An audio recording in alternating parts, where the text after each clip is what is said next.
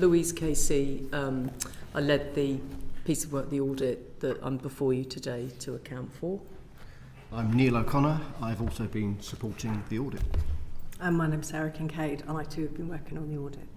And just to add a slight moment of levity, you're looking at Oceans 23. The people to my left and to my right have worked with me on and off for quite a long time, and so putting together what was quite a tough brief, I reached out and got, including some of the people behind me, back to help do it, for which, on the record, I'm extremely grateful. Thank you.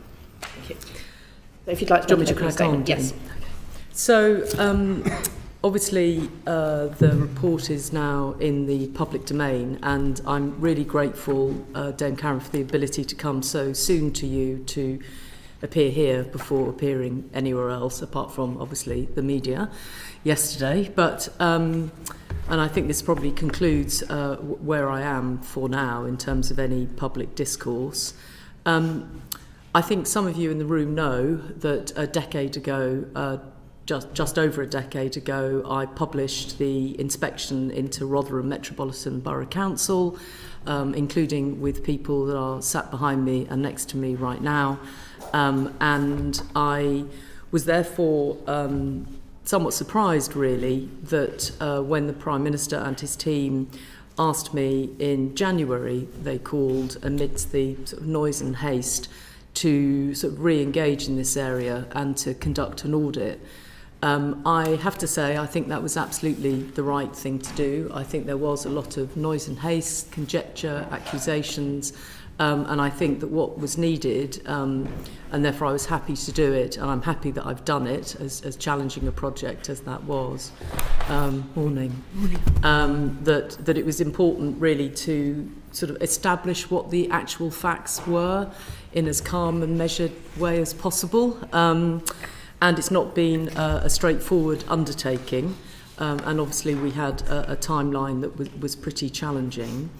I wanted to say, and I think Dame Karen, we worked in different spheres for a number of years, that I think many of you around the table actually will understand it's sort of hard to imagine really that things hadn't improved as much as I hoped they would have done in that decade, and that it was pretty.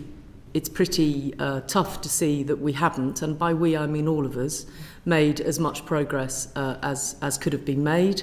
And just on an entirely personal level, I have thought in the last few months, should I have done more since leaving Rotherham? Should I have kept more of an eye on this?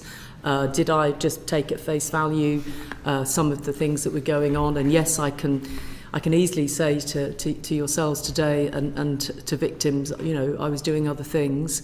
But I think it's a question I just wanted to sort of really say, I think it's okay to ask oneself, where were you and did I do a good enough job knowing what we found in Rotherham?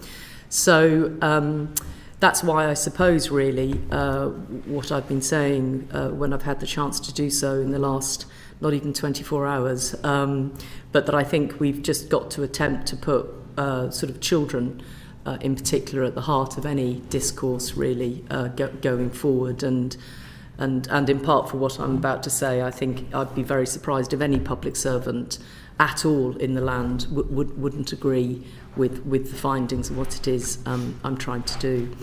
So just to set the context, I'm very conscious this is the Home Affairs Committee, so it's not like I'm appearing in front of people that don't know some things. So if I'm grandmother suck eggs, forgive me. I'm sure you know a great deal about these subjects as others don't.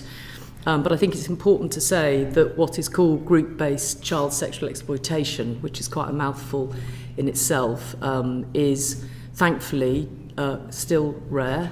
It may be at the most heinous end of crimes, but we have to get a sense of the proportionality of where it fits in that 100,000 crimes of child abuse that have been reported in the last 12 months. I'm fairly sure that it's still happening today. I think that we can explain that if necessary later. I think people don't necessarily look hard enough to find these children in particular. I think that the world of crime is quite complicated. We've had to quote colleagues in the police, they are awash with online harm and online exploitation. We've had sort of the growth in the visibility of county lines and child criminal exploitation, at the same time that I don't think child abuse or indeed child sexual exploitation has gone away. And certainly from the evidence that we saw during the audit and the visits that we undertook to some police forces, it is clear that it is still happening. I obviously have gone quite hard, and I'm conscious that there are more legally qualified people sat around the table than myself, but I have gone quite hard on the fact I think we really have to get a grip of how we treat children. This again dates back to Rotherham, where I listened to the testimony of a young woman there. She was a child at the time that was multiple raped by multiple men on multiple occasions as a 13th birthday present, in the knowledge that her perpetrator said it would be not seen as rape, which she believed. So I've always sort of thought, why do we have this sort of difference when from 12 to 13, and why do we have that? And I'm sure there's a myriad of good reasons why people historically did, but I think it's time to draw a line under that and see children as children. And I think if we did that, that would have more profound implications across society anyway. And I think there's lots of people out there worrying about lots of other things to do with adolescents and teenagers. And I think this would just be one very sort of clear historic law change that I feel, given we haven't looked at rape law since 2003, I think it is. I think the time is right to do that, and it would be a very fitting outcome, I think, to the audit. The other thing I wanted to just put in some context is I'm calling for, and they have agreed to, a national police operation. I think the big thing I want to happen is a national criminal operation. I suggested, and they've agreed, it's led by the National Crime Agency. That's in part because Stovewood, which is the NCA, were brought in to South Yorkshire Police in 2014, actually after Alexis Jay's report, not mine. I was there when Stovewood arrived, and I can see over their years of doing good police work that they've built up a very high level of expertise, which actually you can see other forces could benefit from, and it would also give confidence to victims. And really that's my sort of big ask, I suppose, is that there's an irony, but anyway. And then the second part of that, and what I envisaged, was a sort of independent commission that would grasp the two. So you'd have a police criminal investigation, and then obviously I have asked for, and they have agreed to do, a national inquiry where I want very strong footprints locally. I want it to be a different type of inquiry to perhaps things that have happened before, and I do see a link between those two. I think that they should feed into each other. The national data on grooming gangs is sound not often accused of being a civil servant, but incomplete and unreliable is what is written here. I would say that's putting it mildly. And I feel very strongly on issues that are as searing as people's race, when actually we know the prejudice and racism that people of colour experience in this country, to not get how you treat that data right, actually I think is a different level of public irresponsibility. Sorry to put it so bluntly, I didn't put it that bluntly yesterday, but I think it's particularly important if you are collecting those sorts of issues to get them 100% right. And if you are not getting them 100% right, please don't use them to justify another position, which is potentially what happened. So, and that may be well-meaning, it may not be well-meaning, but that's how the data has run. And I think the sooner we bring a close to that, and either, my view is collect something or don't collect something. For God's sakes, don't half-collect it. That's a bloody disaster, frankly. And so then, I think it's matter now of public record. We dug deeper into 3 police force areas where there's a clear high rates of child sexual exploitation offending, and dug deeper into those to see whether they had established the facts and figures, and they had established the facts and figures much more than the national data. That then meant I was somewhat tougher, actually, in the way I've just talked about the national data, because if I know it can be collected in large police forces effectively, why can't I collect that nationally? Do you see me added to the sort of sense, oh dear God, what on earth have you done here? So I think it's clear that if you look at those three large police forces and their data, one is historic, to be fair, the other two are live, then the disproportionality issue is clear, and obviously they ask for, when they ask for ethnicity, they largely, one stops at Asian, the other stops at Pakistani heritage. And again, I can only feel the pain of those communities to know that it's all bundled together in one big grouping, and how unhelpful that is to the very communities that you are talking about. So again, I think that that's not a great way for public policy to be done, even if it's... And I went into other less scientific ways of trying to see what was going on with serious case reviews, which we can come to, which is a matter of, it could be a subject topic for your fellow committee all of its own, what's happening in the world of serious case reviews and children's data. But we went there and examined that. Just as a note of caution, when we asked the good people of Greater Manchester Police to help us look at the data, we also collected, I think it's in the report, what was happening with child abuse more generally. And of course, so if you look at the data on child sexual exploitation suspects and offenders, it's disproportionately Asian heritage. If you look at the data for child abuse, it is not disproportionate, and it is white men. So again, just note to everybody really outside here rather than in here, let's just keep calm here about how you interrogate data and what you draw from it.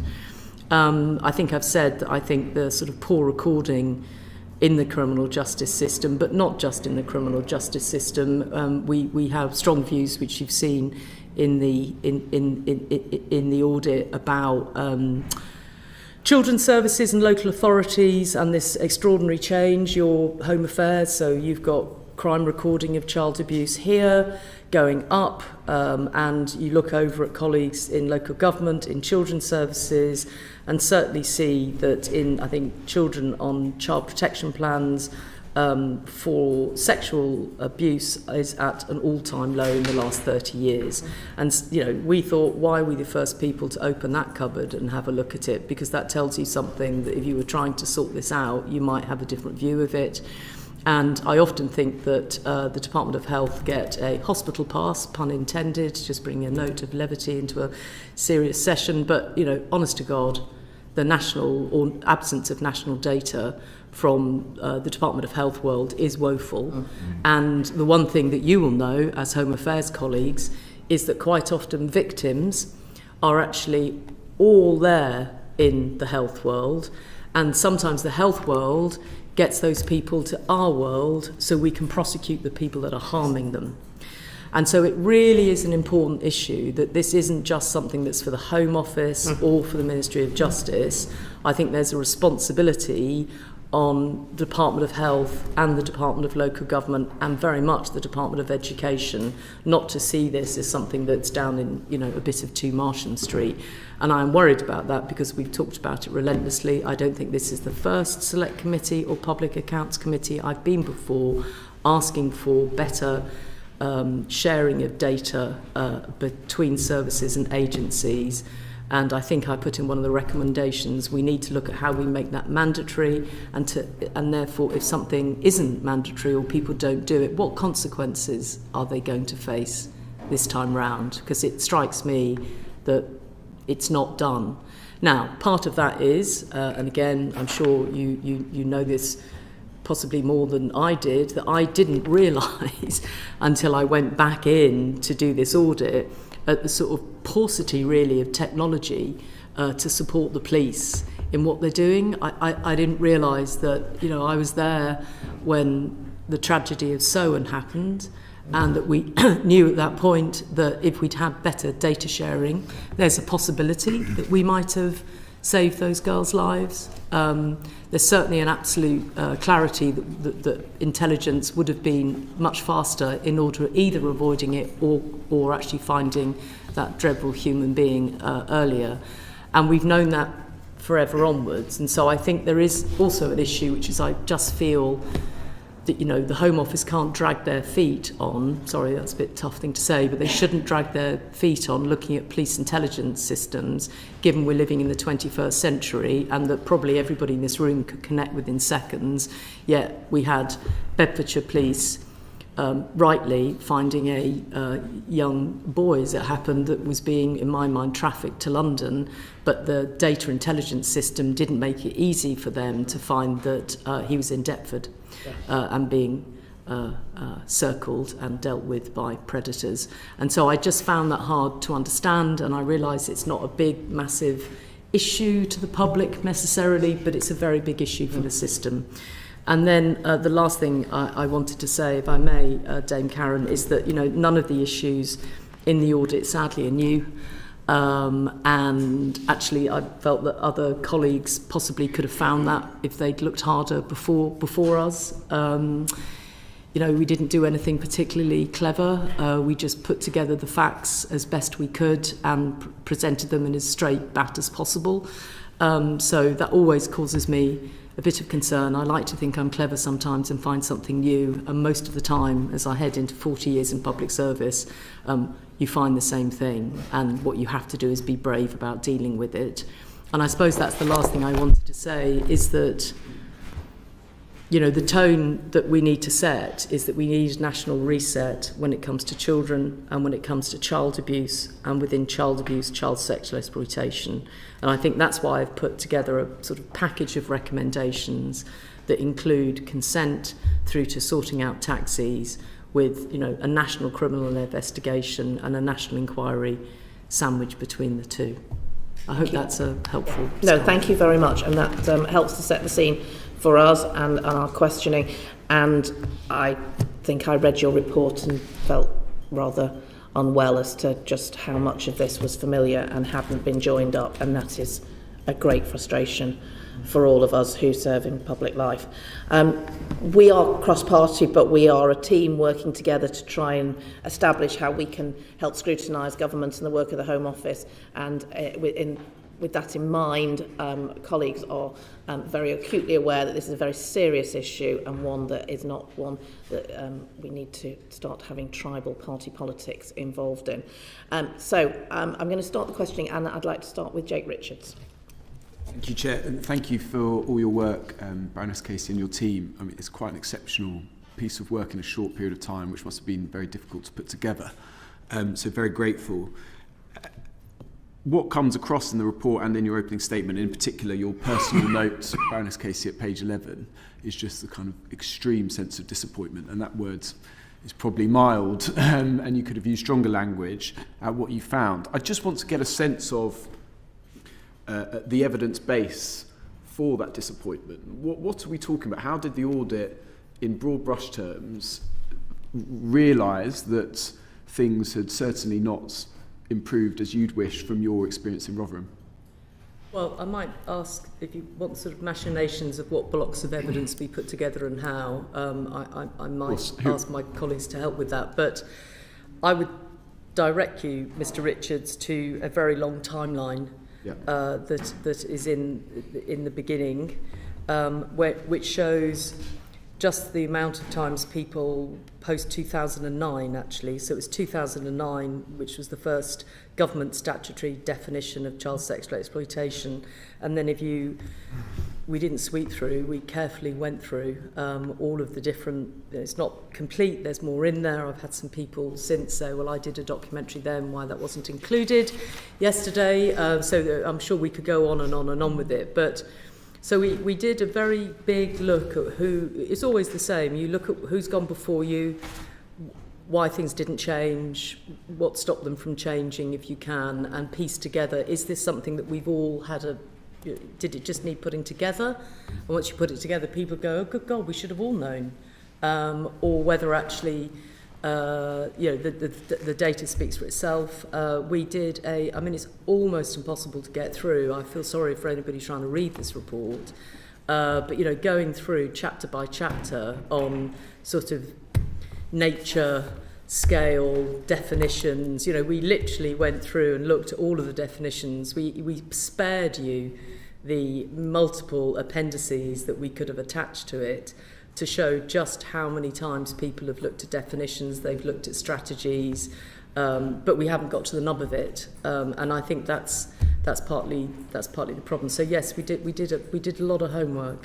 Does that answer the question, or is that not quite? So I understand. The 17 pages that the Home Secretary referred to yesterday in her statement of setting out the background of 17. The work that has been done and the chronology is a must read. But what I guess I'm asking is, the audit presumably didn't just read that and then look to see whether the recommendations had been implemented. Presumably you spoke to survivors, victims, people on the ground, and I just want to get a sense. I know it's very difficult in terms of what you heard back from them.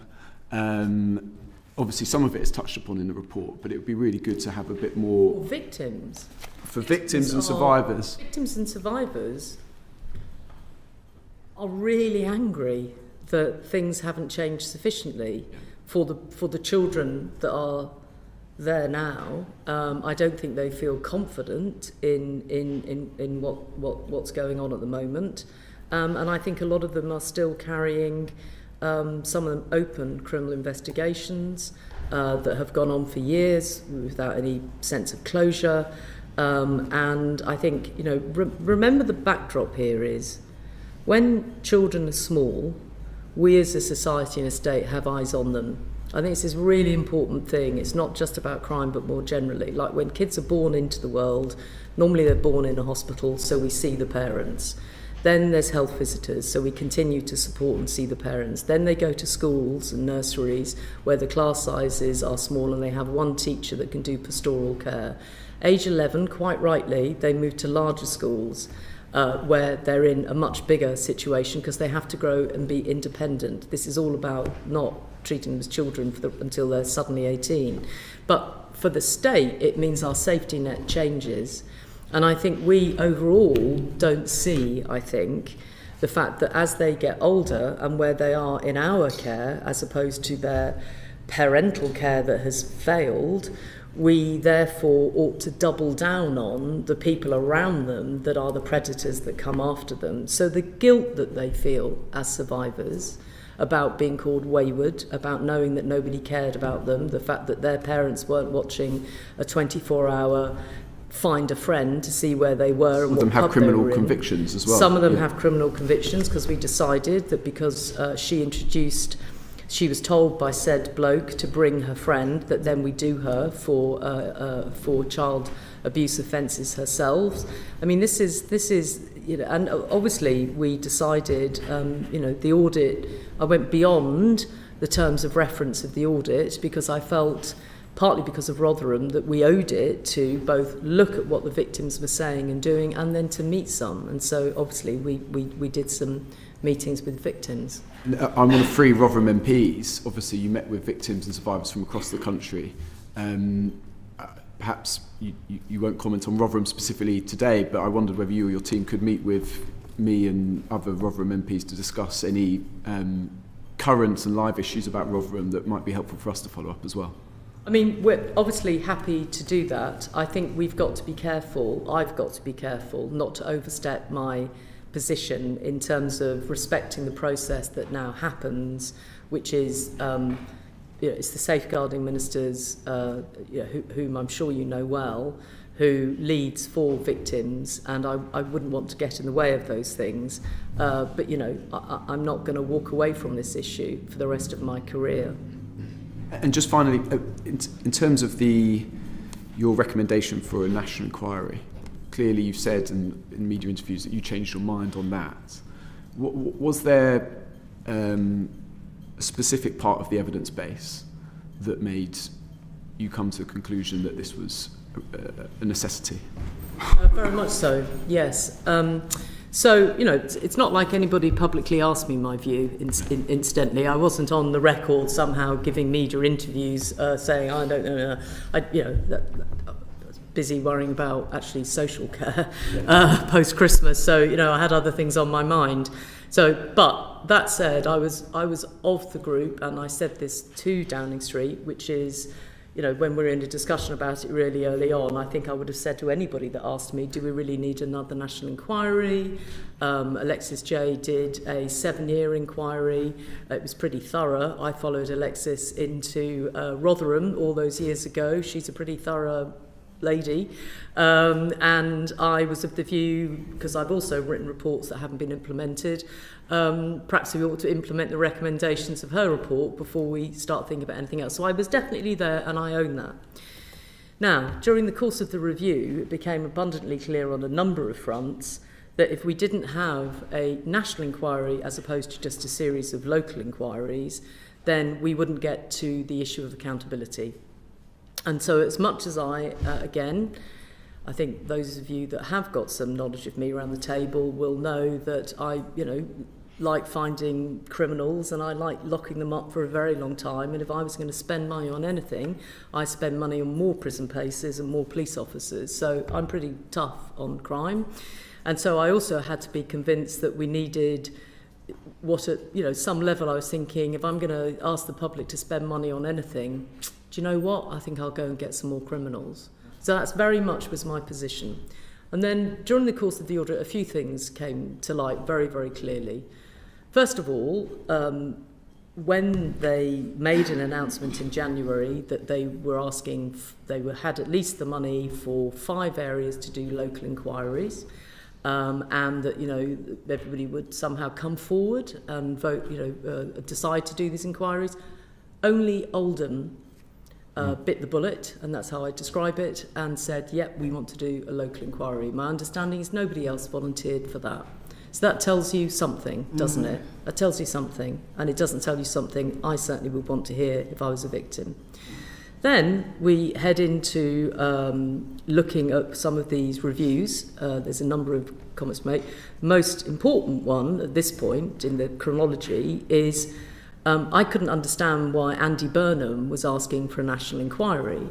So in amongst everything else, we looked at his assurance reviews. So Andy Burnham, quite rightly, in my view, did a bit of what I'm doing, which is he thought, this stuff is going on in Greater Manchester. I need to be assured, he called them assurance reviews, what's going on in Rochdale, what's going on in Oldham. I need to see what the police are doing, and he'd had actually victims and Maggie Oliver in a big meeting in whatever it's not the town hall, but whatever his place is in Manchester.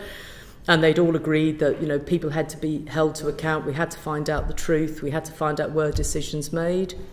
If you look at the assurance reviews that he had done, he was so frustrated, and so would I have been, so were the people that did those reviews, that it took years. Nobody shared data. They were all lawyering up to fight over who would share what data. And, that I put it in more mild terms in the report, but when it came to report 3, which I think was like 4 or 5 years later, the guys resigned, and the thing was handed over to sort of a statutory body in the National Inspectorate and Ofsted. And so I thought to myself, okay guys, come on. Nobody's volunteering to find the truth here, and we owe these victims that. Secondly, you see extremely important assurance reviews by Greater Manchester Mayor, who's one of the long-standing mayors, knew what he was doing. He couldn't get to the bottom of it. And then you look at the 50 serious case reviews, and you look at the world of serious case reviews, and you see that, to be honest, Mr. Richards, they do not get to the truth of what happens in these cases. What they do is, has the team around the child operated effectively? Now, that's really important, don't get me wrong, but, part of the team around the child are the perpetrators, who spot that the team around the child isn't good enough or can't safeguard that child enough. Do we talk about the predators in any of these serious case reviews? Did we know about these predators? Were we properly safeguarding the children? Sorry, you can tell from my tone. I said to everybody, I'll be really measured. Don't worry, I won't get, like that about it. But when you start talking about this, you think, yeah, That's why I want a statutory inquiry, and that's why it has to be national with strong local, there's a connection between the local and national. So I know it's not what everybody wanted, but I think it's absolutely the right thing to do. Just finally, recommendation 12 is about funding. Predominantly, you mentioned money for prisons, you mentioned money for police officers. I mean, have you had any assurances that there is going to be funding for this going forward, or is that a recommendation and you wait and see from government? Well, the recommendations, all 12 of them, were accepted unreservedly by the government yesterday, and I put recommendation 12 in deliberately to ensure, apart from the fact I only like even numbers, but leaving that, I'm sorry, I'm in that mood today, aren't I? I can tell. It's a really important thing to make sure that we don't let the victims down again by not doing this properly. So, having gone from, is this the right way of spending public money 4 months ago, I think it's the right way to spend public money. We made it a recommendation so that, in 6 months' time or 2 months' time, people such as yourselves are able to ask the government what has happened with that recommendation, because it means every time people double check on the recommendations, their implementation, one of them will be on money. But to be fair, we only gave them the report about 10 days ago, and they were out yesterday responding to it. So I'm sure there's detail on each one of those recommendations that has to be worked through. Thank you. Ben Maguire. Thanks, Chair, and thanks, Baroness Casey, and your team for such fantastic work and for turning this around so quickly. Just picking up on the Alexis J recommendations, I noted from your executive summary that you've kind of assumed those recommendations are now going to be implemented. We've obviously had lots of reviews dating back to Lord Laming 2009. The Alexis J review, I think, took 7 years. Now you're proposing another national inquiry. My big concern is constituents like mine, Nigel O'Mara, who was a victim of child sexual abuse, reliving these experiences over and over again. He's told me that he's had severe mental health issues and trauma having to relive that during the Alexis J inquiry. Which of these J recommendations are you most concerned about not being implemented? Because I know you've kind of worked on the basis they will be, but are there any out of that list of 20 that you're concerned won't be in the near future? Well, I think there's a couple, isn't there? The Child Protection Authority. The government have said that they're going to do that, but I suppose that's one of the major themes in the work that we've done, and that obviously Alexis J did, was the importance of bringing those different safeguarding and policing systems together. And if we don't do that, we're going to continue to have this problem of, in these sorts of cases, the need to go out and look for evidence to protect children proactively and those sort of things. You won't get that without a very, very sort of strong child protection arrangement, which is more than a safeguarding partnership, which may not, in practice, work kind of operationally as well as strategically together. So I think that would be the kind of, from what we've just done and looked at this, and what, as Baroness Casey says, that the history of many of these reviews tells us is that's what we've got to get sorted.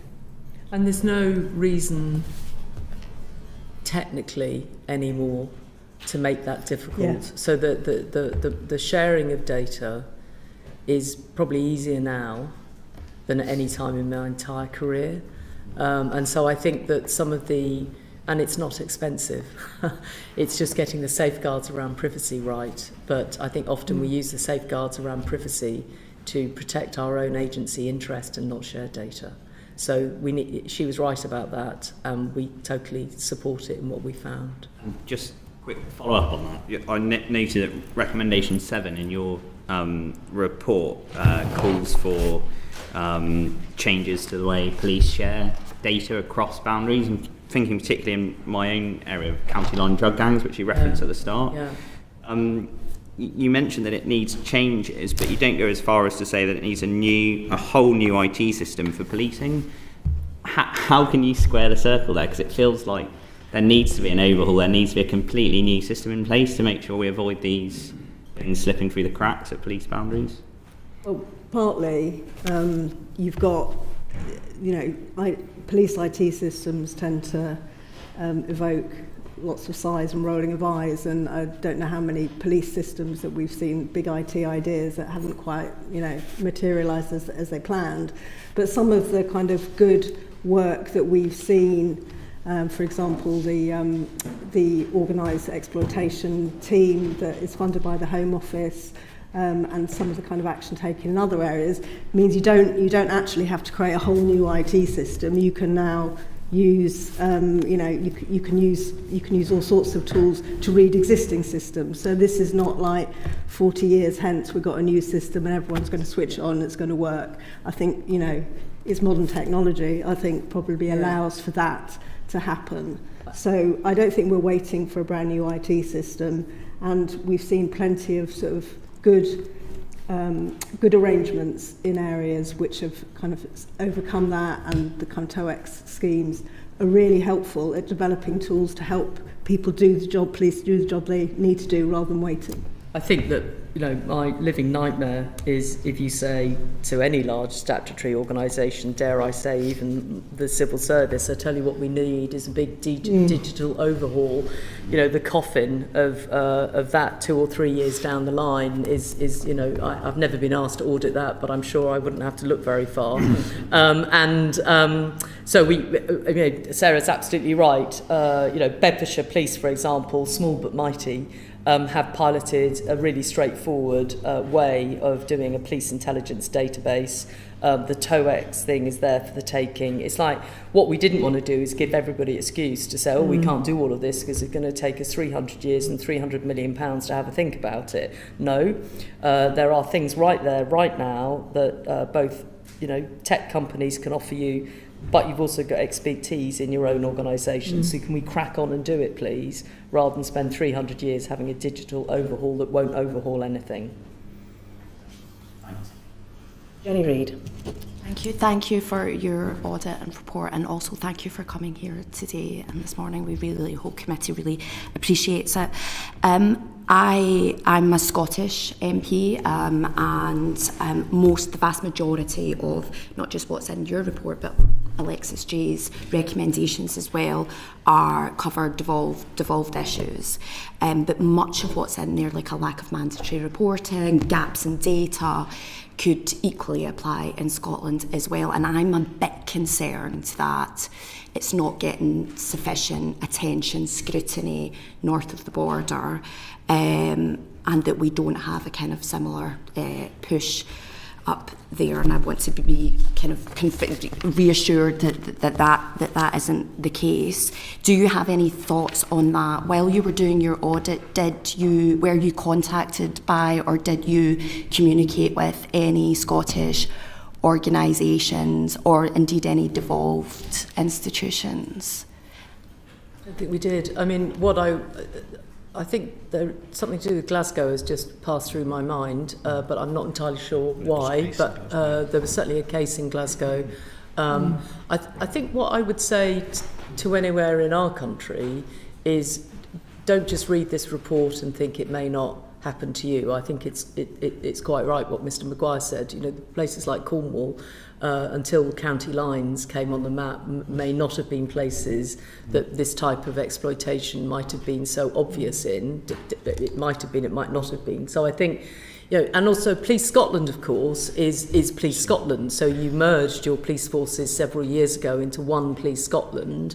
So your data sharing should be technically more effective. No, it's not. Okay. They still have the old IT systems. Then they should have less of a barrier to merging those databases and having something over the top that would be helpful to them. But even if they were to do that, what you've then got to do is get all of your local authorities and your health sector on board to share data about vulnerable children. Now in Scotland, frankly, that should be easier given the size both of your population and your statutory sector than trying to do it across the whole of England. But it's often the cultural barriers that get in the way, not the logistical barriers. So I'm sure it's an issue for Scotland. Just to say, in terms of other devolved areas, we spoke with colleagues in Wales where there's the patterns are kind of pretty similar in terms of children's services and sharing. So it was interesting that although the systems are slightly different, the kind of the picture was similar.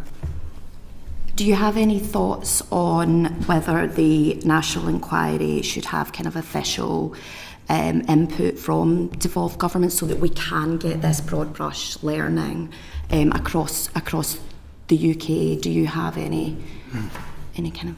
I would be disappointed if the opportunity of the national criminal investigation, because let's face it, I can move from Scotland to England pretty easily, and criminals do, so that would be a missed opportunity. And alongside that, therefore, so would at least the learnings of the National Inquiry, because what I've got in my mind is something that is slightly different to a sort of 7-year judge-led inquiry, and I think that what ideally we would have is something that got into local areas, and it's a matter for Scotland to decide, isn't it, whether they would want to have some sort of relationship with the National Commission or Inquiry or whatever it ends up being called. But criminals move to wherever they can get their prey.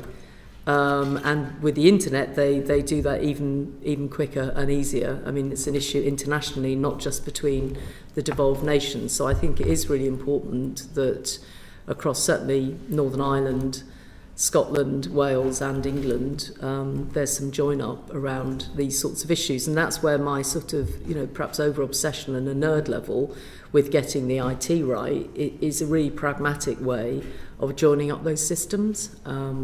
Which, given where we are, even I understand with this pen and an ink pen, I understand how easy that is now as opposed to even 2 or 3 years ago. Just, if I may, as an observation, in some of the bigger police forces in England that we spoke to, the Met Police, for example, and Greater Manchester Police, they are taking an approach where they apply serious and organised crime tactics and operational approaches to child sexual exploitation successfully, and that helps them to corral, if you like, the local police organisation within their much broader area, so they have an oversight of what's going on. They talk to their districts and they bring everything into the centre and apply more resourcing where there are complex cases. It may be something that policing in Scotland are already doing, but that is an approach that we endorse and recommend is applied more widely going forward. I agree about the IT systems and how crucial that is, but if you're not collecting accurate, robust data, then it doesn't really matter what IT system you have, right? So can you talk a little bit more about the gaps in the data? You did mention ethnicity, but are there any other kind of egregious examples that you think that we should remedy now? I mean, it seems to me extraordinarily urgent that we start collecting robust, comprehensive data now, otherwise it will affect the National Inquiry. Did it affect your ability to perform this audit effectively? And what those challenges look like? Yes, it did affect our ability to... would imagine Our job was to assess the scale of group-based child sexual exploitation, and in that we have not been able to provide an answer because of the data systems, and it sort of also starts right from the... it starts kind of from the fact that we don't have a kind of robust, up-to-date prevalence survey, so we don't know how much child sexual abuse there is in the country. There's a few sort of reasonably educated estimates, but we don't have anything up to date. The last one was like 12 years ago or something that was accurate. So you can start at that point, and so how many, what are we looking for, kind of how much is going on, and then we can see what services, whether people are coming to services or not. So that's your first point, is that we estimate 500,000 children a year are sexually abused in a kind of the kind of umbrella way of sexual abuse in different forms. And then beyond that, we have the next piece of information down is the policing reports of child sexual abuse. Some of that is flagged when it's child sexual exploitation, but police flags are notoriously poor. They're not used well, and when we talked to police forces and we looked at their problem profiles, we found that the flags weren't being used that well. So there's an estimate that tells you that there are 17,000 CSE crimes a year. But we can't rely on that necessarily. And so 2 years ago, the Child Sexual Exploitation Task Force, which is kind of a national policing capability, started collecting, asking police to send them their data, and they are kind of basically analysing it manually, effectively, to look at the number of child sexual abuse cases which fall into the sexual exploitation and are carried out by more than 2 people. So that's what they have to do, like kind of incredibly difficult and labour-intensive exercise. And that told us there were 719 group-based child sexual exploitation crimes in 2023. Now, so we started up there half a million a year, and we get down to 700 crimes. We think, we think for a start that because most child sexual abuse is not reported anyway, we have a massive underestimate of what's happening. But that's like the best we got after however many years of saying we really need to collect this information. What needs to happen now to ensure that this doesn't happen in the national inquiry? Have you got any thoughts on? Well, I think just to start on the CSE task force are planning. The government have accepted that they will collect more. They will collect data in a more robust way. So we will get some of that, and I think we've said that we need mandatory ethnicity collection of data when it comes to child sexual abuse, and the government have accepted that. So it's not. I think it's probably not mandatory. Totally mandatory at the moment. It's all done by encouragement. I think it's all done by encouragement at the moment. But we think it needs to be mandatory. To be fair, it's Theresa May as Home Secretary. I think a bit into her term that wanted the flagging process, and she wanted that flagging process because, having said at the beginning of her term, press on. She realised, I think I'm not speaking for her, incidentally, I haven't asked her this, but my judgment of what she did was think, I need to get across CSE. And so you then introduce this flagging process, because of course when somebody is arrested, the series of crimes that you are labelling are quite complicated. That said, all of these years later, for that not to have been implemented more effectively, I draw a conclusion from that that's not good enough. And then I put that together with where we are in 2025 and think there must be better both technical and other solutions to how you would get that right, if you really wanted to. I'll stop there, Chair, just to allow others. And I very briefly attended a session last week. I was in between meetings, but I popped into an APPG on missing people, where I understand there's a different approach to missing being piloted in Scotland at the moment around return interviews and recording of data, etc. It's always felt to me that, and you've referenced it in the report, that missing, because of the lack of consistency around the way police record it and the way that local authorities perhaps consider it, those children who are missing are the children who are being exploited for county lines, who are the children who are being exploited by grooming gangs. It feels like, and you talk about 10 years ago, we were trying to put this together 10 years ago and say, you need to join this up.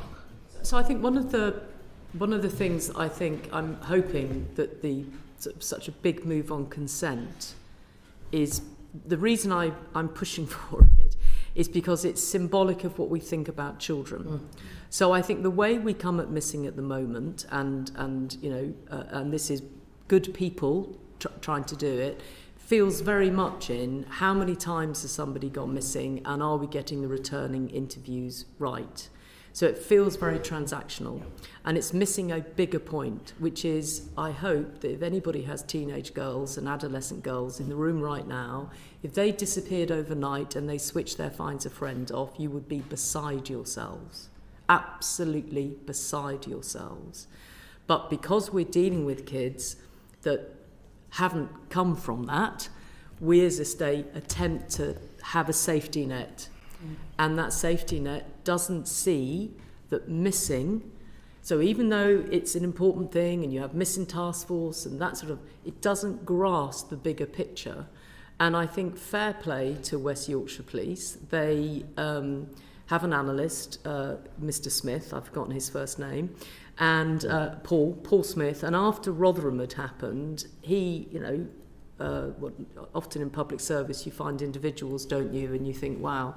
And so he developed what they call an algorithm. I'm not sure it is an algorithm, but let's go there. And essentially what he did was say, if we put together missing more than twice and put that across, I mean, you'll be aware of this, put it across kids perhaps in children's homes, I think it is, or in child in need. Then they put it across whether they'd ever been on the radar of anywhere in the criminal justice system. Hey presto, you have a completely different cohort. And I think that we say as a system, and I include myself in this, missing is really important, but then it really turns into a transaction rather than, oh dear God, where is this child? Now, if we had rape laws that meant when said child has gone out all night with said perpetrator and his friends, that we will do them for rape, it changes the conversation of the state, really, because rape is seen as one of the most, quite rightly, terrible things that can happen, and particularly terrible things if it can happen to children. So in a way, I'm trying to use the opportunity of this audit to say, how do we reset how we think about children? And it's also why, Dame Karen, I'm so concerned about the whole children's services side of this, in that I think they don't even see those children. So how can you would look at missing, you would look at who's on your child in need, you'd look at the moment, they just have neglect for most of these kids. I think there's some very profound questions to be asked about what's happening in and around children, of which missing, we call it a red flag. You think some sort of beaming noises, a beep should go off on my phone when Louise Casey goes missing. I'm sure there's plenty of politicians that wish that was possible, but it's sort of, and yet it's not. It's like, well, have you got the returning home interview right? Yeah. And I think we're just in the not right place on it, and it screams out of the voices of the kids in this report. It's the lack of joining up on all of this and the lack of all the agencies. Exactly. And I was thinking earlier about when you were leading on troubled families, and I worked with you on that. Exactly. The joining up made all the difference, and we simply haven't joined up on all of these different red flags that absolutely should be front and centre, and the agencies, and I'm afraid there's a tendency, tick the box, I've done my job, I've covered myself, I've covered my colleagues, but I'm not going to apply judgment, and I'm not going to join this up, and that needs to change.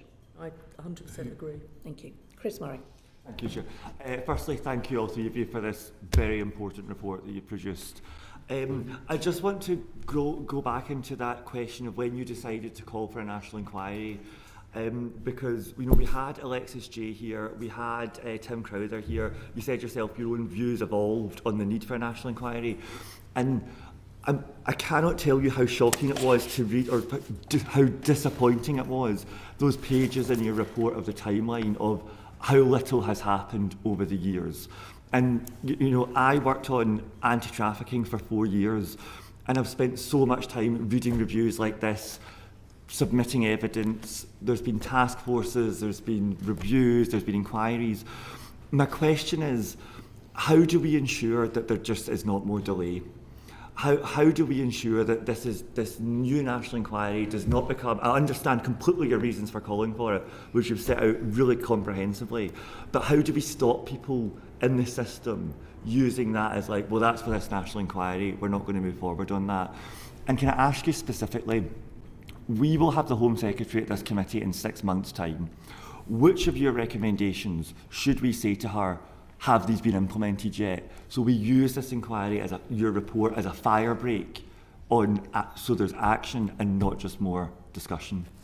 So, to the last question, the reason that there's so much that we could want to come from the audit findings, and we zeroed in on 12, and we did that deliberately so that we looked at what we thought would be the most significant 12. in order to get the biggest change possible. So obviously I have strong views on other areas, such as serious case reviews, just to put that back in. But we zeroed in on 12, and I think that I would like you to hold to account the government in 6 months' time for what action has happened on all 12. I don't think that's an unreasonable thing. That if I'd done 300 or 200 or even 50, I think that gets tricky. But we did 12, knowing that we wanted some big shifts. So I think the other thing, just on the national inquiry, look, you have to see the national inquiry and the national criminal exploitation, criminal investigation. Thank you. Sorry, it's been a long 12 hours. Yes. You have to see the national criminal investigation and national inquiry almost conjoined. They can't be for different reasons, because we need the Inquiries Act statutory powers available to the national inquiry. But I would like to see, and I listened to what the Home Secretary said in Parliament yesterday, I would like to see quite a significant uplift in the prosecutions, the action, the criminal investigations on child sexual exploitation, both historic and current. I'm very mindful of what Mr. Maguire said about some historic victims who actually really don't need to be brought before more national inquiries to account for what's gone on. I don't think we need, unless they want to, lots of sort of victims that have already given evidence elsewhere. What I'm concerned to do with the national criminal investigation is go after the criminals whose victims have not got justice. So it's where there is a gap, not a sort of, or where actually the prosecutions weren't good enough. So that's the first thing. And then the second thing is, I think that we've put it in the recommendations, that we've got a sort of formula, we think, about how the national inquiry could think about, therefore, where that took you locally. There are some places that people may want to crack on with in the shorter term, but certainly over time, and I don't think it needs to be forever, if you had areas where clearly there haven't been national criminal convictions, or local, criminal convictions, and suddenly we're finding them, you'd have to ask yourself why we're finding them now and why we didn't see those children 10, 20 years ago. But a lot of this has to be driven by the victims. It has to be proportionate around the victims, but we see them jointly together. And I don't know, I think because of the publicity, which is both sad in some ways but important in others, the attention this has had politically, here we are, less than, not even 24 hours since that report was laid in the House, and I'm before you with my team. It shows that I hope this is a line in the sand, and I think the 12 things that we're asking for are not impossible, they're not pipe dreams, they're achievable. Okay, thank you very much. Thank you for that. A couple of other questions. So, firstly, one of the things I thought was quite, this is a genuine question, one of the things that was interesting that was missing from the report is any discussion of the pandemic and that huge impact that has had on child protection, on the way abuse is perpetrated. I just wondered if you wanted to say anything about that. Well, if you want to ask me to do another report in 6 months on that issue, I'm not happy to do so, but I'd be open to negotiations. The truth is that there is a huge dynamic at play around what's happened since the pandemic, both not just in crime, but into the lives of children and what's going on. I think I was quite vocal during the pandemic that we ought to look at the implications of it, and we shouldn't leave people behind.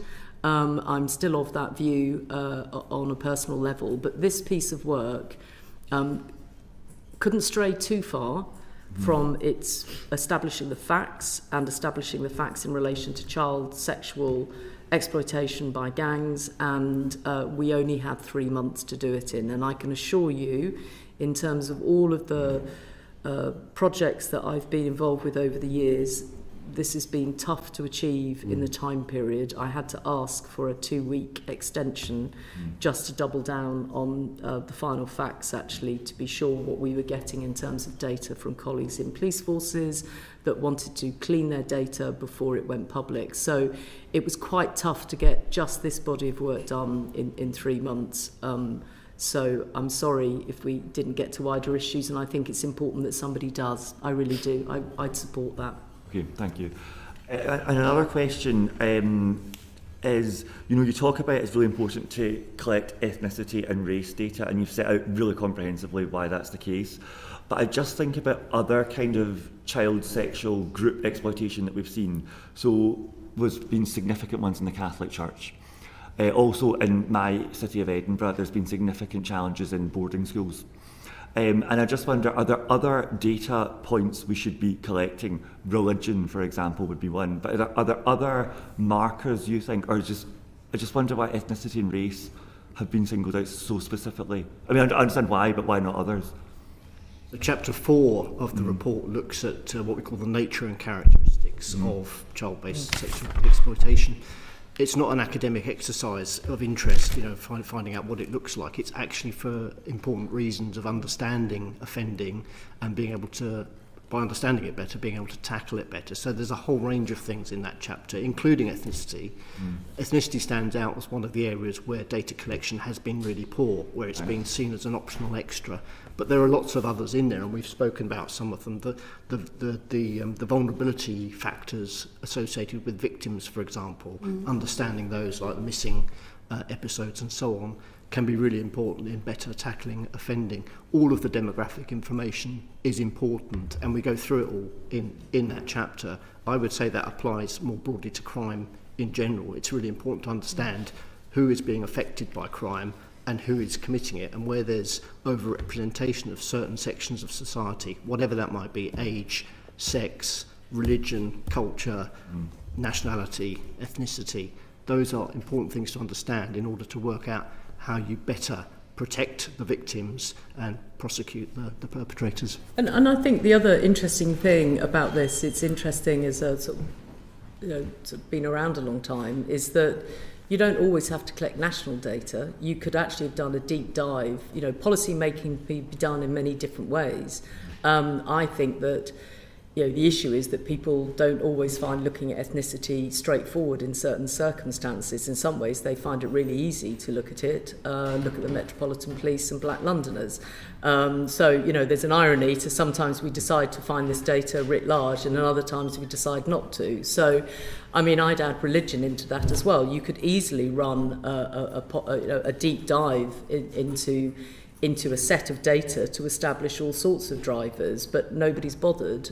Sorry, that's too harsh. Nobody has seen it as a priority. And I think sometimes my main view about these things is that if the good people don't grasp difficult issues, there's plenty of bad people out there that will grasp them for you. So I'm always a believer, no matter who is in power. I've worked for several prime ministers, several different administrations over the years, and my advice to everybody always is get ahead of trouble and grasp it, because you're a good person, and there's plenty of people out there that grasp the bad stuff and make it even worse than it needs to be. Absolutely. You mentioned in your report that... Alexis J did an absolutely stunning job of holding institutions like the Catholic Church and the Church of England to account, and children's homes. Her and her team, her fellow commissioners, journalists and victims have pushed it and pushed it and pushed it, and she lifted that lid and showed it for what it was. And I think now, I hope nobody in the Catholic Church or others deny what happened and what their priest did to children. And if they did, they should face the same consequences of any other individual. So I felt it's important to say, because I think it's really important that we don't think that Alexis J and her team left anything they should have done, they didn't do. They did a really good job. And we do need to implement the findings, and we do need to own that large institutions unless they're careful, can go easily into losing their way. And that's every institution, I think, not just religious institutions. Thank you. In the report you talk about, I want to ask about the national referral mechanism and its interplay here. So you can talk about the 49% increase in NRM referrals for sexual exploitation since 2020. How useful a tool, because the NRM is kind of broken right now, how useful a tool is that to addressing the challenges that you've seen in your audit? And specifically, I want to ask about the pilot for devolved decision making, because I asked the Home Secretary about this yesterday and she's committed to rolling it out. Do you think that will move the dial on this? Am I pushing in the right direction there? Well, we looked at the national referral mechanism and the data on those who come into it for reasons of child sexual exploitation. We were looking at it in relation to trying to understand, again, let's try and understand the scale and nature and if this was a sort of different path in. We didn't really go into the policy of it within, again, kind of within the time. We weren't able to sort of interrogate it, but we can see, of course, that it was interesting from our perspective to think about the kind of trafficking side of child sexual exploitation, which you know comes up a lot, and obviously it's very interesting the way that children end up in the NRM when they might end up, they should be ending up in a different route or might come through a different route. But we didn't really look at how the policy has developed. Right. So I'm probably this isn't the right sort of area of for us to comment on that. And then, sorry. I'm going to bring in Paul Kohler now. Thank you, Baroness Casey. I want to go back to that point you said about victims a few minutes ago. I totally understand the reason why we mustn't over-traumatise them again or re-traumatise them again. But I watched on Newsnight last night. I was hugely moved by the testimony of the two victims who appeared with you on Newsnight. But I was also hugely impressed by their ideas, their desire to change.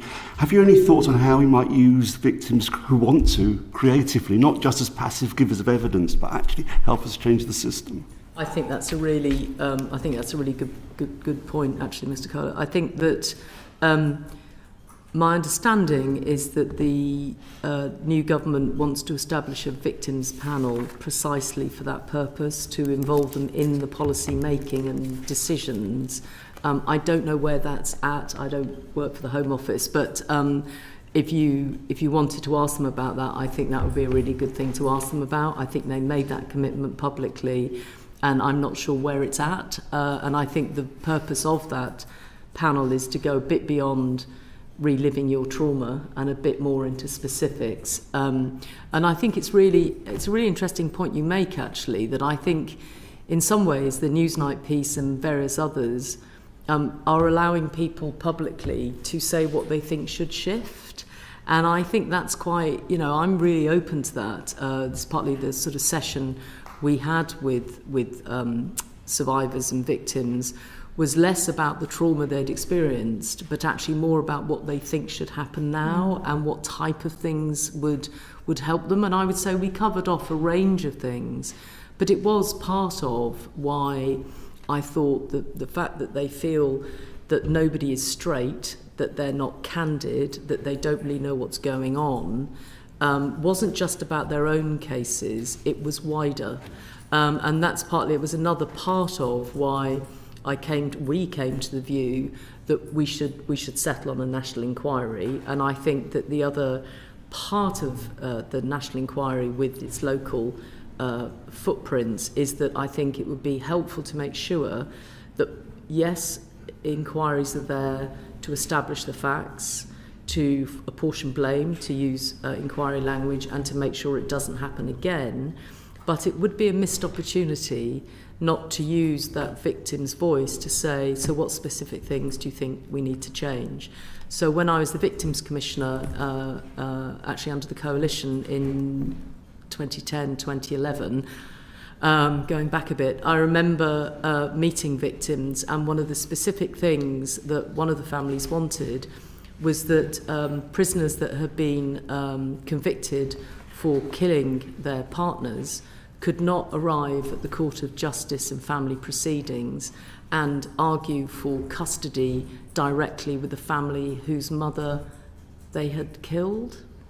And my jaw dropped, thinking, here I am thinking I know a bit about the world, and I had no concept that we allowed that to happen. And it seems like a very small change, but it was a change I think that government or its successor, Conservative government, put through, and that was because of those victims, and I introduced them to various ministers and it went forward from there. So I think, you know, I was struck last night by both Fiona and I was struck by how practical they are in terms of what they think should change, and I think that's always helpful. Thank you. And I have an amendment to the Crime and Policing Bill around the issue of parental rights for offenders, so I'm hoping the government will do something positive on that. But we're going to go on to the National Inquiry and local inquiries, and Robbie Moore. Thank you, Chair. And Baroness Casey, can I just say a huge thank you to you and your whole team for the amount of work that you've put into producing these recommendations. It is hugely, hugely appreciated. I just want to focus my questioning on the National Inquiry and then local inquiries as well. And I want to start just by referring to page 137 of your report, which you make reference to Greater Manchester and Rochdale as two areas that have shown a reluctance to review past events, and they're not the only two areas that have shown that reluctance. And you pointed to the fact that they were confident that practice had improved, or that issues that had been covered elsewhere, often citing other serious case reviews. Now, I'm just going to use the example of Fiona Goddard, who I know that you met last night, but she was a constituent of mine as well as living within the Bradford district. And she has obviously made her views known. She removed her anonymity and has been quite critical of how decisions have been made in the past.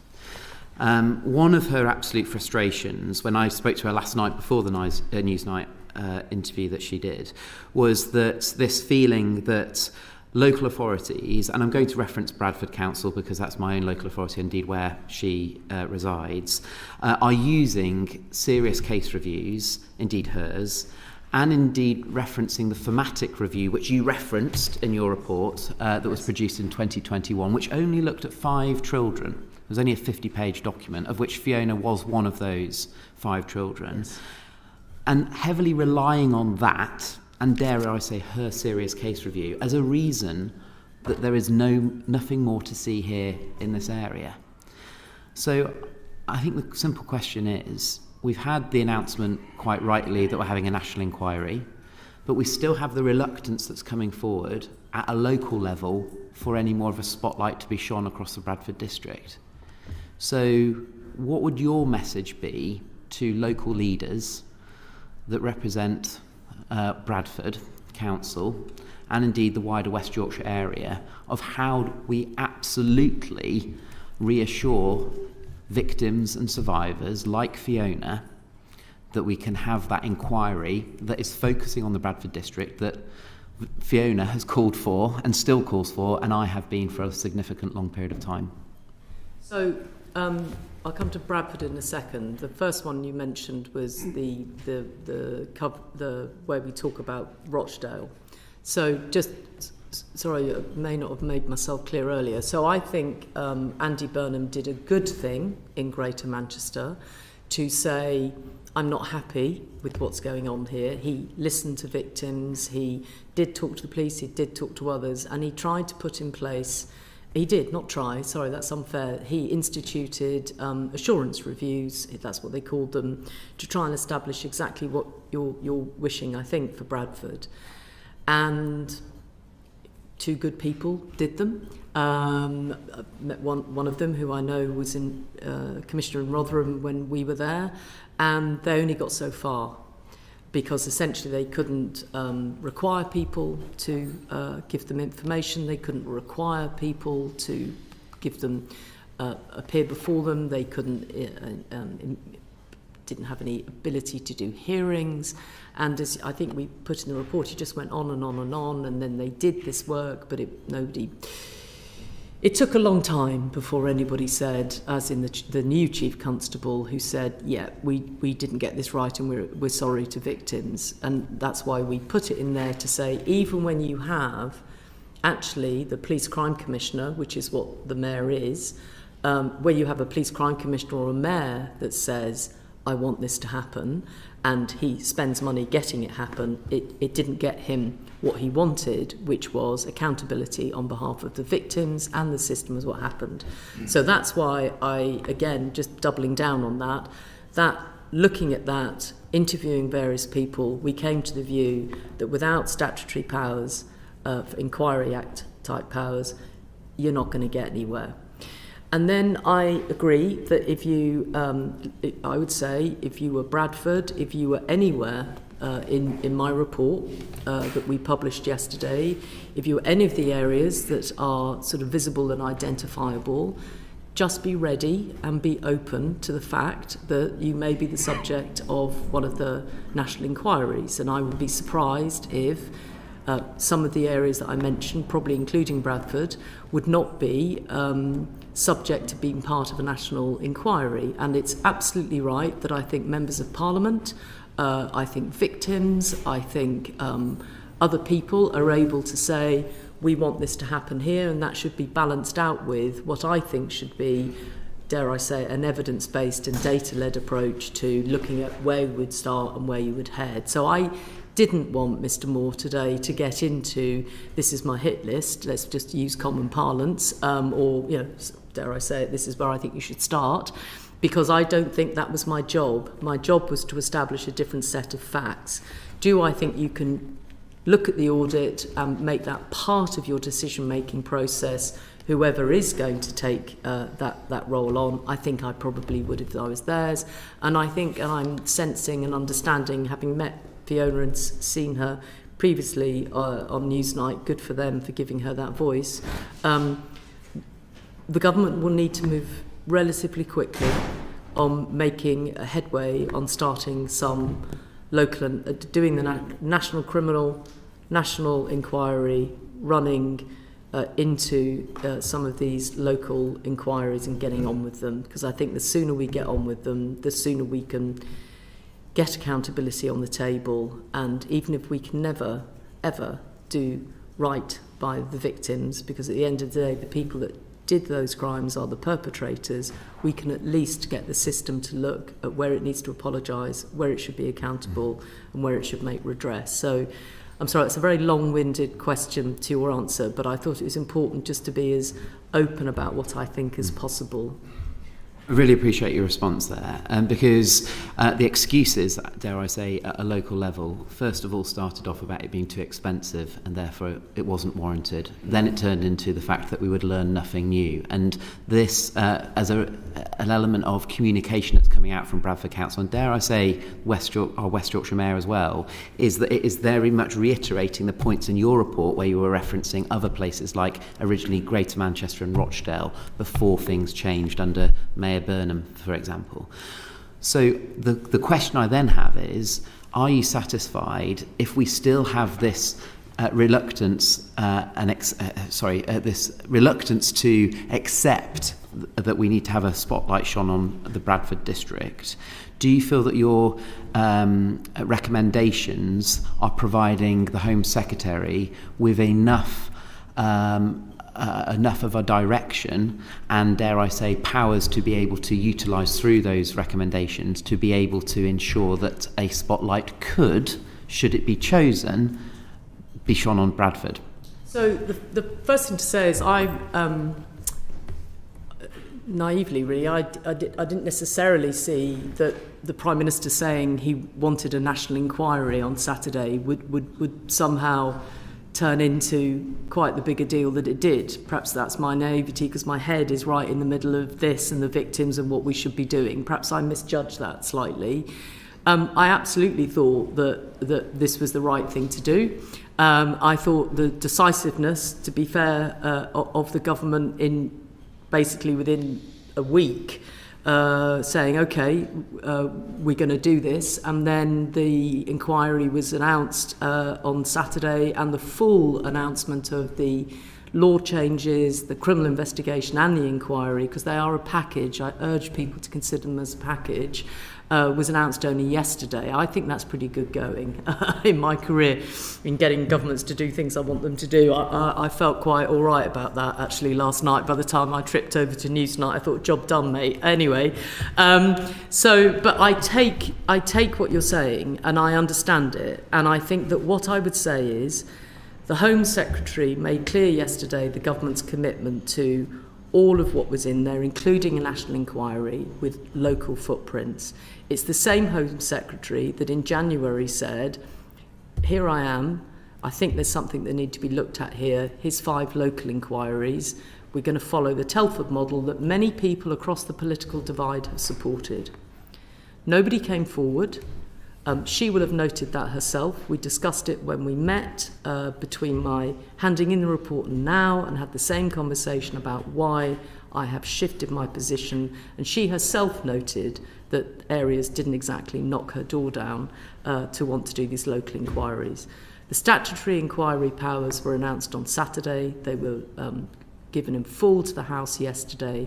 Any area of the country, I would urge them, Bradford, anywhere, to think carefully about not being open to scrutiny and to change.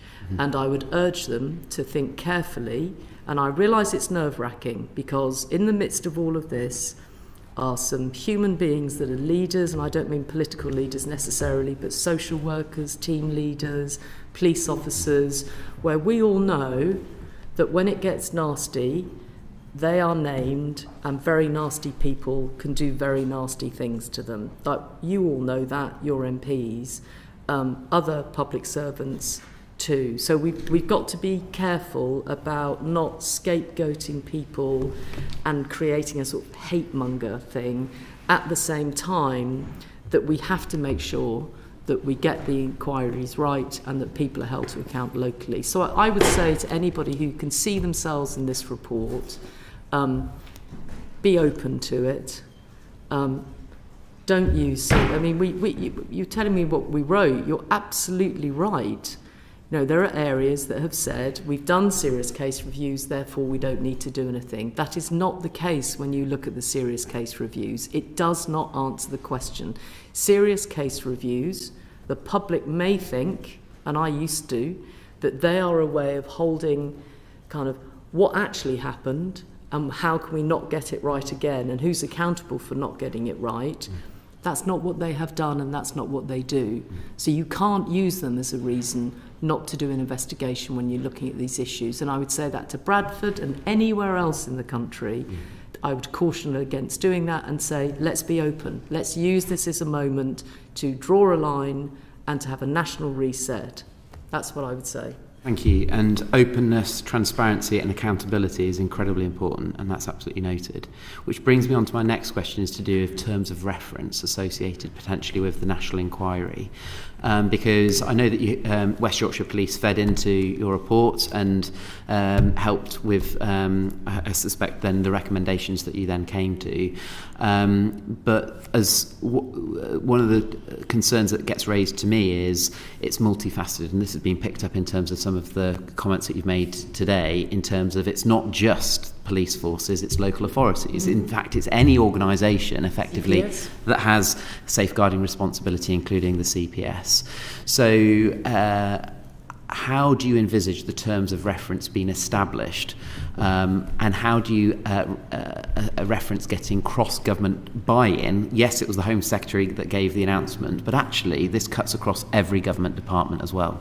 So would you just like to expand on that? And if I could add to that, and it's the question I put to the Home Secretary yesterday, how do you make sure that you don't prejudice criminal trials because clearly in the inquiry we want openness, we want honesty, but sometimes that openness and honesty is provided on condition of some form of amnesty or a lack of prosecution, and we can't have a situation where in an inquiry we find a perpetrator who's guilty of potentially many crimes that can't then be prosecuted because the inquiry has taken evidence. How are we going to ensure that doesn't happen? Well, and I think the issue of misconduct in public office is always quite a tricky one to investigate and prosecute. Actually, if that's that's where you end up. Sorry, not suggesting that one does, but it's always been quite tricky, that one. I mean, to be honest, the 3-month sprint to get to where we are, no, West Yorkshire Police were not involved in the recommendations. We took from West Yorkshire Police the Smith algorithm and the good work that they're doing in terms of their organised and criminal exploitation. We took their data, we analysed it, and we went backwards and forwards over that. But the recommendations are very much ours and mine, and frankly, not with masses of consultation with anybody. In fact, I don't think we consulted with anyone. So, because this was a contested and tricky thing, and it's on my shoulders to attempt to get that right. And so, no, we didn't enter into a process of consultation with anybody at all. So as to the detail of how you get all of that right, I honestly think there's a few things. You'll have to get the terms of reference right.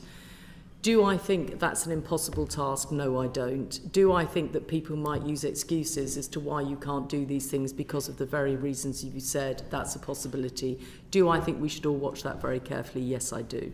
And do I think we can crack on with this? Yes, I can. The Inquiries Act gives scope to do things in different ways. We don't have to always do them in exactly the same way. That's what the Inquiries Act gives you. And if it needs to change, there's a government in power that can change it. So I haven't really scoped out and got to the detail of terms of reference, but I think it's pretty clear what we want, and I think it's pretty clear why we want it, and I think the government has accepted it unreservedly, and I have huge confidence in them across the board, actually, to implement it. And I have to say, I thought it was quite a moment to see the government bench with women right across the board yesterday. The Home Secretary was surrounded by her Secretaries of State and other people that are active. And, I think a lot of parliamentarians across the political divide have contacted me in the last 12 hours to say thank you and well done. And that goes across the political spectrum completely. It really does. Thank you. Paul Kohler. We've got a couple more questions, if that's okay. Okay. Carry on with the national inquiry. It's coordinating a number of local inquiries, drawing generic lessons from that. But do you envisage it going further? This awful tale is a systemic failure in the body politic at every level, local, regional, national. A failure of self-reflection, which we saw in the House yesterday. Are you envisaging it talking about the failures at every level of government, including national? So I think the important thing, again, about giving the panel or the inquiry chair or chairs is that by giving them statutory powers of that nature, they are able to go wherever they think they need to go. That's a good answer.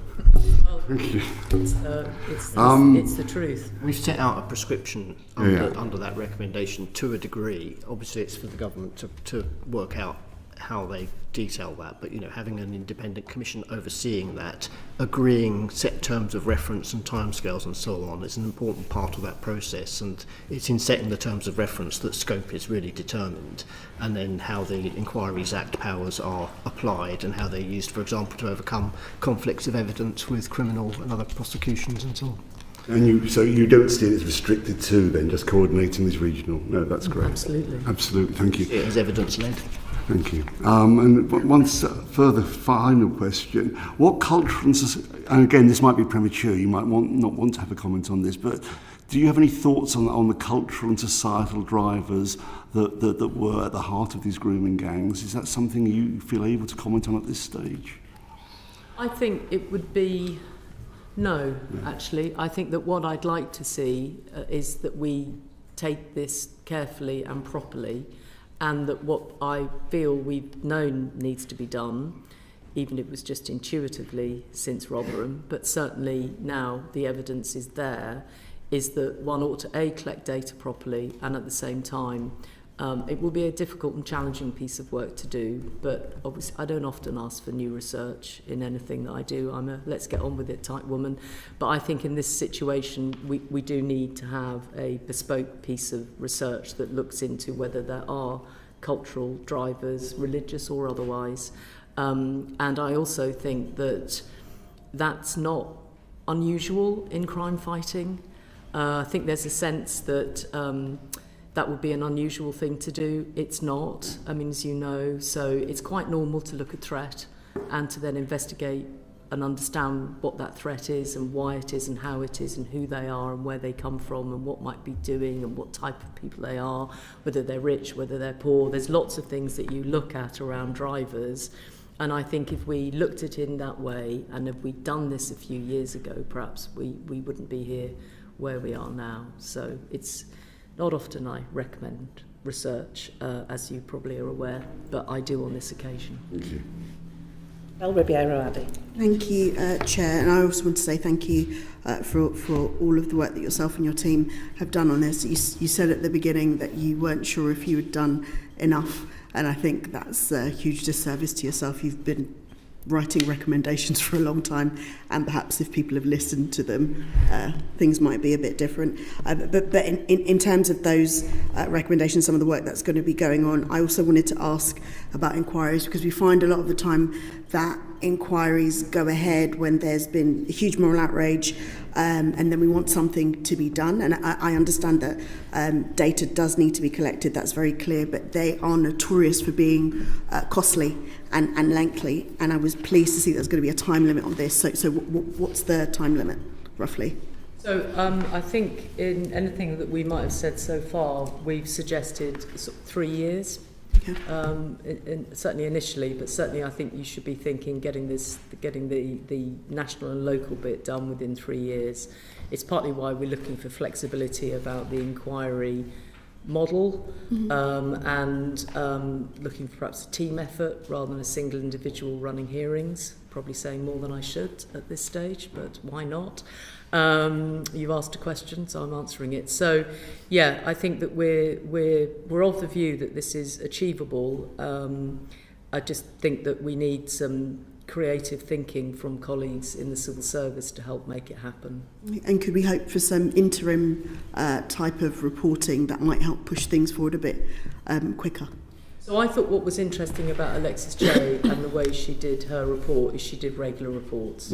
So I thought that was a really good model, and I was really appreciative of that as somebody that was following what is she finding and what we should do. And again, I think I know that's not what other inquiries do, but I thought Alexis J and her team did that really well. And again, it would be obvious that why would you wait if you've got a local inquiry done somewhere? You don't need to wait 3 years before you publish it. You need to get that out there, get on with it, and get people moving on. And in terms of the 12 recommendations you put forward at the moment, I know they've all been accepted, and I know that you've already said to colleagues today that there's not any particular ones that you would think we should be pushing for. So I suppose I wanted to ask slightly differently, do the government have the full capacity to implement them, and are there any that they might find more difficult than others that we might be able to push on? So I think changing the consent law, there'll probably be an awful lot of people that think we don't need to do that. I think those people will be legal eagles that say the law is already there and we use it. I would caution that. The number of rape convictions for under 13-year-olds is double for those between 13 and 16. That Sarah reminded me kindly of that fact this morning, so I was ready in case anybody said we shouldn't change consent. You very kindly not asked me that question, which has been marvellous. But I'm worried about that one. The other one, I'm not worried about it. I'm worried societally about it, if you see what I mean, not about the government. The other one I think that will be difficult for them to get right, as in the government, is actually quashing convictions isn't going to be straightforward. Mm-hmm. So quashing convictions when you've got a single crime, prostitution, great, government committed to that, recommitted to again yesterday. I can see how you would pick that particular crime, search, prostitution, go and find quash convictions. Brilliant. I'm making that sound straightforward just because I'm conscious of time. It won't be as straightforward as I've said, but I think you can... The problem about child sexual exploitation is that in some of the cases, it is not prostitution alone. It could be criminal damage. It might be that the young woman introduced her friend to these people, and then she has been done for essentially introducing a child to sex abuse or whatever that criminal charge is, inciting a child. And so I think it will take a bit more than, hello, why don't you go to the Court of Appeal and get that sorted? It just won't cut it. And so what will happen is people like me, but also the victims themselves, and outstanding organisations like the Centre for Women's Justice will continue to have victims who have not been heard sufficiently, where we could look at how we quash their convictions. It would just take more effort and more complexity than is straightforward. So they would be my two. So I think some of these legal changes are quite tricky, and then I think the other two is to get... I really want people that have done these crimes locked up.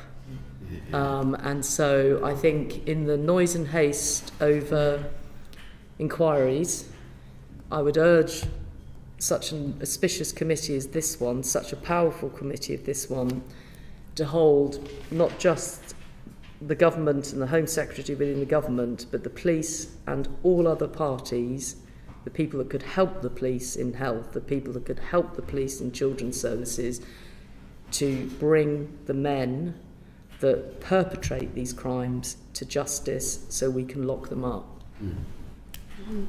And just two very quick ones.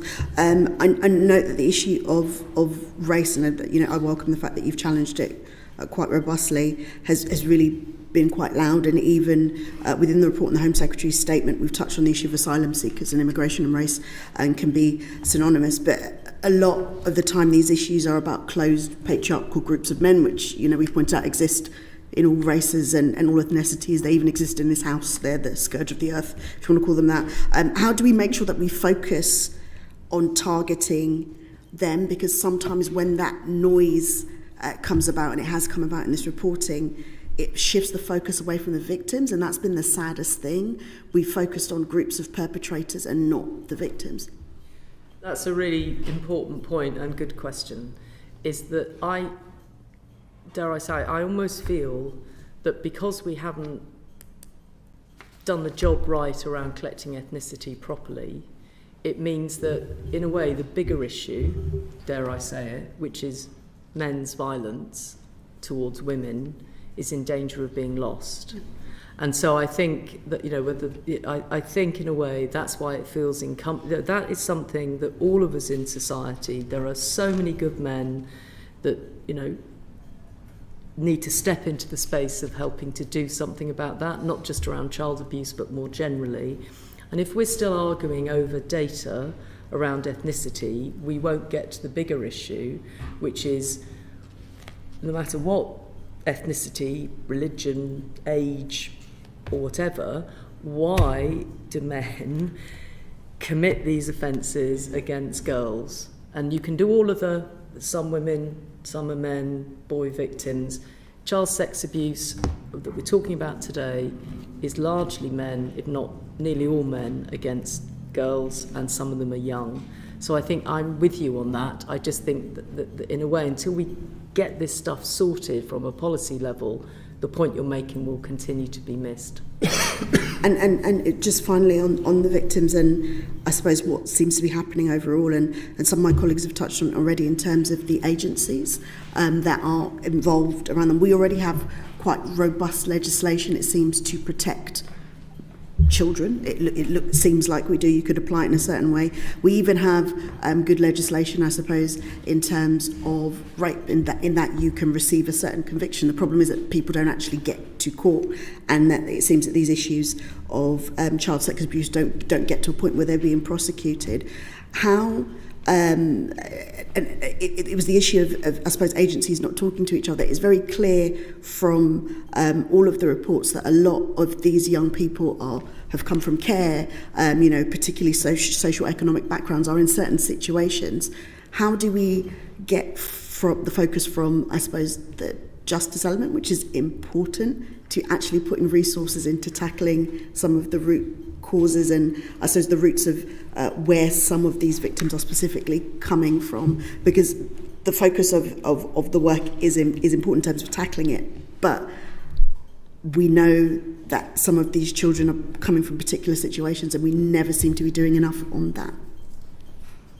At this point in my life, I wonder whether we will ever be able to do enough to protect children if we don't establish how we can have families that are able to look after their children in a way which means they don't end up in difficulty. And good families end up with kids in difficulty, incidentally. Let's not get me wrong. And I think today's been about this particular issue, but if you think back to from when I was working in homelessness in my 20s, through to antisocial behaviour in my 30s, through to whatever it was, respect and family intervention in my 40s, and then troubled families in my 50s, through to integration reviews and going back in during COVID to try and help families. And what goes right across that is exactly what you're saying, which is, if we prioritise children over and over and over, and today I'm asking people to prioritise children that are adolescents and teenagers as well, and that if we did right by that as a society, and that's why the rape conviction does mean a great deal to all of us on the team, then I think we're starting to talk again about what kids are. And I think I've had a long go at trying to you can call it, what do we call it, social exclusion, social mobility, social justice, troubled families, and now I'm before the Home Affairs Select Committee. The issues are the same. We just look at them through different lenses, but I'm really conscious. I'm with you. I just think right now there are victims of this particular type of crime that we're not doing enough for, and so I think we need to do a bit more for them. Doesn't mean we give up on all the others. Would you indulge one very short question from Jake Richards? Very, very short. Just looking over the history. That's because your sister is the special advisor to the Home Secretary. Doesn't get you special treatment, Mr. Richards. I have declared that interest previously for the record. So. When necessary to do so. I can assure you that it doesn't get me any special treatment. Quite the opposite, actually. Looking at all the reviews and work that has been done on this issue over 10, 15, 20 years, and the complete profound disappointment at the lack of progress. There's going to be another inquiry that we've discussed today. I mean, is there force to the argument that this needs something else, a constant, something new, a constant authority figure, such as a child sexual exploitation commissioner, to constantly keep the heat on? So I have to, sorry, I was only joking with you, so it's a very fair question. But I'm not a massive fan of constant commissioners. I've got to be honest. I've been one, and I've not been one. And I think at the end of the day, ministers are accountable for the policy that they're elected to deliver. I think that you have a safeguarding minister, you have a Home Secretary, you have a Secretary of State for Education. I'm not saying that the commissioners that are in other roles aren't there. I just wonder whether I don't want somebody sitting across the corridor basically saying they're not doing a good enough job, when actually I could have somebody sitting across the other side of the corridor getting the job done. And so I think there always has to be a balance between when you need, you're about to set up a change in law, which will be extraordinary in history for kids in this country. You're about to set up a national criminal investigation that will take millions of pounds to get right. You're going to run a national inquiry. You'll have figureheads for each of those that should be before you being held account for not the inquiry one. You won't be able to do that till they finish. But, you know, they are very publicly accountable for what they're doing. I would probably argue you don't need another one. You've also got a very good domestic violence independent commissioner in Dame Nicola Jacobs. It's like, I don't think we need another commissioner. I think we need to crack on. Thank you very much. Thank you. You have indulged us, but as always, common sense and very appropriate comments and recommendations. I really do appreciate your time today, Baroness Casey, and your very extensive report, which we will come back to, I know, as a committee. Thank you so much for being with us, and I'll conclude the session now. Order, order. Thank you.